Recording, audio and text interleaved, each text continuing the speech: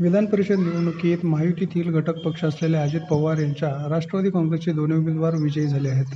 शिवाजीराव गर्जे आणि राजेश विटेकर हे दोघेही पहिल्या पसंतीच्या मतांनी विजयी झाले आहेत.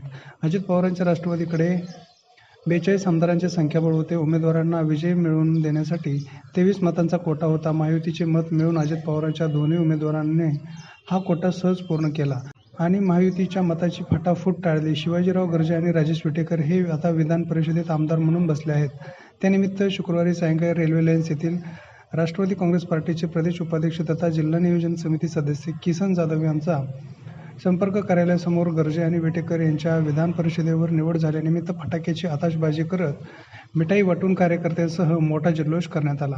यावेळी कार्यकर्त्यांसमवेत जाधव यांनी या निवडीबद्दल जल्लोष व्यक्त केला.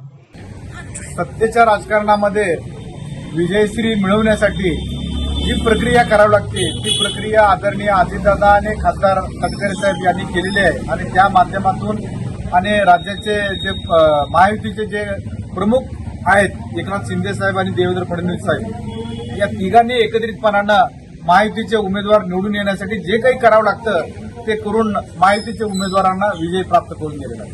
म्हणजे ते किंगमेकर दादा हे किंगमेकर आहे. सोबतच यावेळी मिठाईचे देखील वाटप करण्यात आले. यावेळी प्रदेश सरचिटणीस सायरा शेख, राष्ट्रवादी महिला समन्वयक शशिकला कसपटे, जिल्हा उपाध्यक्ष रुक्मिणी जाधव, शोभा गायकवाड, महिला शहर उपाध्यक्ष सुनीता बिराजदार, सरचिटणीस संगीता गायकवाड, सहसचिव अंजली आठवले, शहर उपाध्यक्ष प्रमिला स्वामी, माजी परिवहन सभापती आनंद मुस्तारे, शहर राष्ट्रवादी सेक्रेटरी प्रमोद भोसले, प्रदेश उपाध्यक्ष ओबीसी सेल बशीर शेख, अल्पसंख्याक कार्याध्यक्ष रियाज शेख, अल्पसंख्याक समन्वयक संजू मोरे आदींसह इतर पदाधिकाऱ्यांची यावेळी उपस्थिती होती.